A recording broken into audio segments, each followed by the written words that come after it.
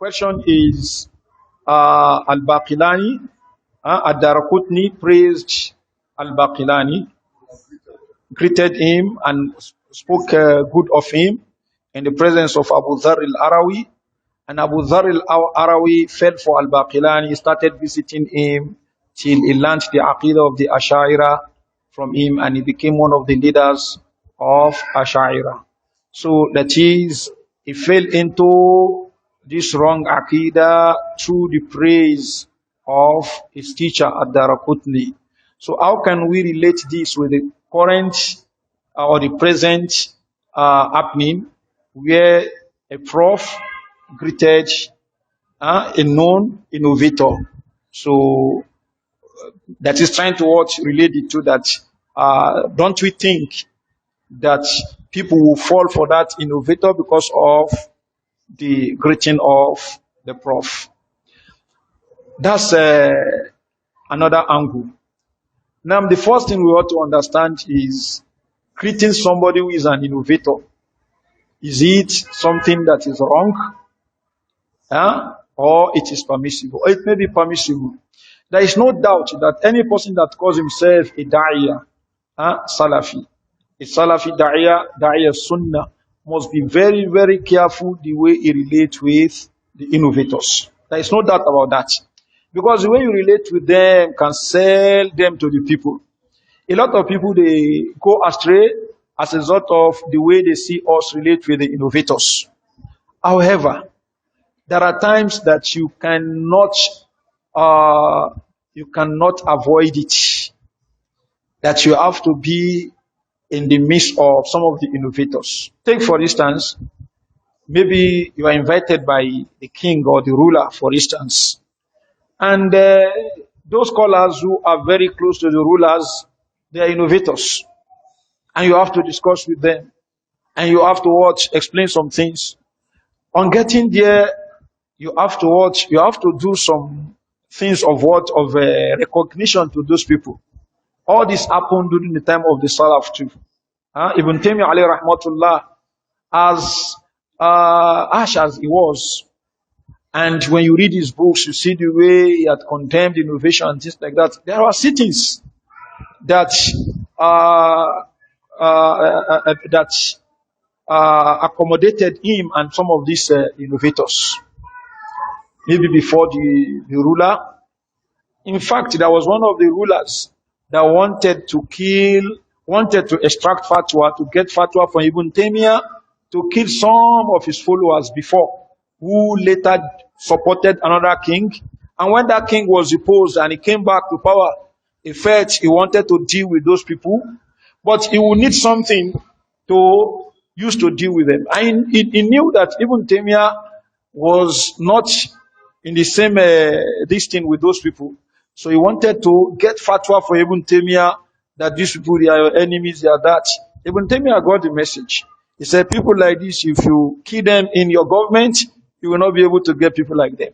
That statement from Ibn Taymiyyah, we see it as something of exaggeration. Despite the fact that his student, Ibn Abdul Hadi, the author of Al-Muharrar, wrote this in Al-Uqud Durriya, in which he talked about the Tarjama of Ibn Taymiyyah. So, there is no how there will be sittings. Like Imam Malik rahimahullah ta'ala spoke good of somebody called Abu Muti al-Balkhi. This person was known to be a Mubtadi, but he said this person is what? He is covering the position of the Anbiya, because he was a scholar, a respected scholar, he was a Murji. So this that Imam Malik said about him, and some other people also said, why some other scholars, they refuted and condemned that person. Seriously. So some of the people who want to use this statement of Imam Malik as evidence to say you can relate with people of bigger, with leniency and things like that. While some people who want to use what Imam Malik said about the one who came in asking about al-istiwa, and he said akhrijuhu, take him out, فَإِنَّهُ صَاحِبُ بِدْعَةٍ, is صَاحِبُ بِدْعَةٍ. These are two different occasions, two different issues. Here, he prays. Somebody who is very lax will use that as evidence. Somebody who is looking for harshness will use the other one. But we have to understand their imma. They are not prophets. They are not angels. At times, they will be harsh in some things that when I say, oh, this harshness is too much. They will be lenient at times. They will say, this leniency is not accommodated. But at times, their leniency will be justified. Maybe the type of situation they find themselves. Take, for instance, somebody wanted to come in. The Messenger of Allah sallallahu alaihi wasallam was told about the person, and he said, "Idhanullah, Idhanullah, allow him to come in. Bisa akul ashira, but it's a bad person, it's an evil person." So when the person came in, Messenger of Allah sallallahu alaihi wasallam, hasha wa basha fi wajhi. He was what? He was, welcoming him. Allah alawul qawl. He softened his statement with him. Aisha was just surprised when the man left. Aisha radiallahu anha said, when this man entered, you were soft with him, but before he entered, you told us, Bisa akul ashira. He said, Inna sharra nasi manzilatan, yawm al-qiyamat, man taraka un-nas ittiqa sharri. So the worst person before Allah subhanahu wa ta'ala in status is the one that the people are left. They avoid him because of his evil. That is, they avoid his evil. So we don't treat we don't treat all situations the same way. At times, one will be lenient with a mubtadi. The reason is lenient with a mubtadi maybe because of the position of the mubtadi himself in the society. Maybe because of his followers. You want to win his followers. So you are soft with him. So that you'll be able to watch, to speak to his followers. At times, maybe as a result of the weakness of that person. A Sunni may be somebody that is weak, that is, some Sunni may be weak. As Sheikh Rabi said that there are people who are mumayyirun among the Ahlul Sunnah. They are mumayyirun. Mumayyirun, that is the water things.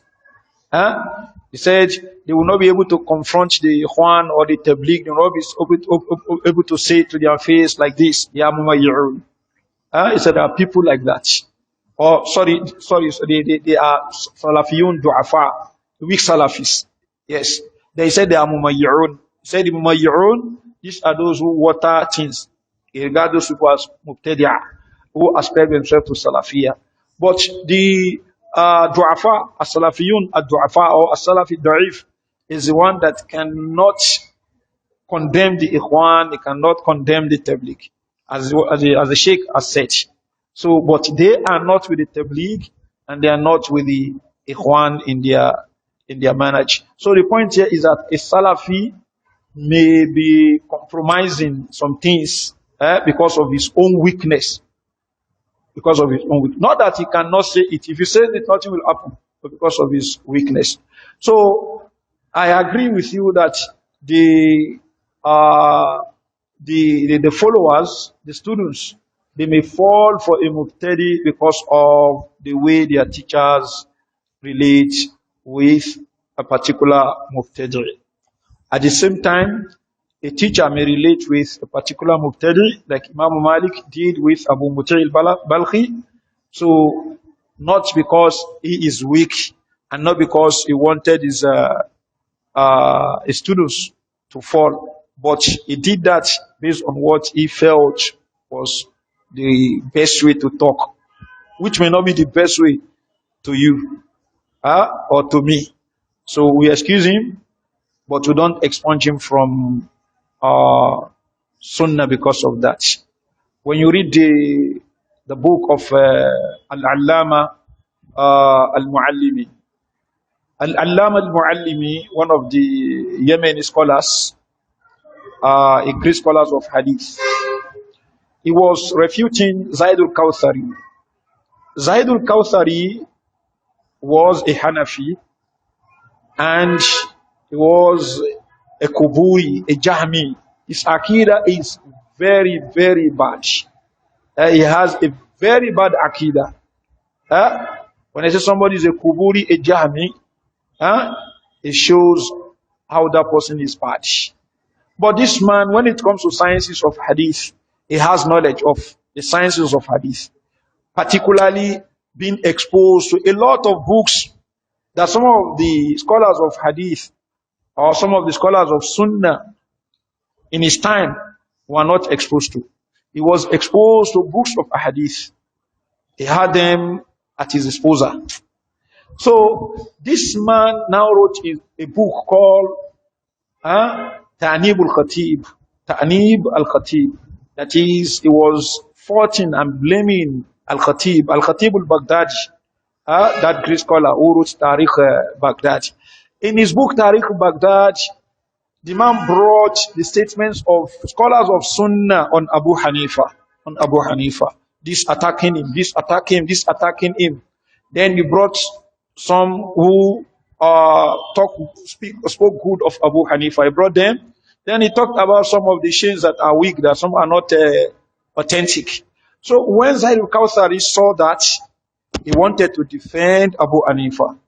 Then he wrote his book, Ta'nib al-Khatib. He started destroying everybody. He destroyed some companions. Destroyed Imam Malik, Imam Shafi, Al-Bukhari. He rubbished all of them in defense of Abu Hanifa. So the idea is that Zaid al-Kawthari wanted to defend the scholars, wanted to defend the Sahaba. He now wrote a book that he titled At-Tankil Bima fi Ta'nib al-Kawthari min al-Abatil. At-Tankil Bima fi Ta'nib al-Kawthari min al-Abatil. In that book, this is the point here. In that book, he called him Sahib al-Fadila, he called him Al-Allama Zaid al-Kawthari. Now, what will you say about this? Somebody who has attacked the companions, spoken ill of them, attacked the Ai. Then you want to write a book and you are saying what? Al-Allama. Calling it what? Fadilat Sheikh and things like that. So ordinarily, one would not like that. But you can't expunge Al-Muallimi, you can't expunge him from Sunnah because of this. After all, he was attacking this man, he wants to refute him, but he was looking for a soft way to pass the message. He was looking for a soft way to pass the message. But you may disagree with him that what are you honoring in this evil person? Why some people will say, okay, what he has done is good. Some will say, okay, what he has done is not okay, but you can't because of that expunge him from Sunnah. There are a lot of examples like this. And this is what I'm cautioning the brothers about. If somebody said to another person, Fadilat al-Sheikh, Hafidhahullah, if you want to expunge him from Sunnah because of that, though this people already expunged the person from Sunnah, ordinarily, you are not supposed to be talking about him. But if you want to expunge somebody from Sunnah, look at what you say, that you will not create loopholes for the Mubtadi'ah. The Ikhwan, they will use, they will bring, like what I've brought now, they will bring similar things, they will bring and say, okay, what are you going to say about all these great scholars? And I say, you start saying, they make mistake. Okay. Are you going to make tabdi of them? You can't make tabdi. You say, the only thing you continue to say is what they make mistake, they make mistake. But other people, you don't see that as what? A mistake. So this is not something you use to what? Expunge people from Sunnah. Don't create room for those who are innovators to watch, to devour you. When you criticize people or you make tabdi of them for things that people should not be made tabdi of, then you find yourself in a situation that you'll be on the defensive. So, Wallahu alam. Subhanaka Allahumma bihamdik. Ashhadu an la ilaha illa ant. Astaghfiruka.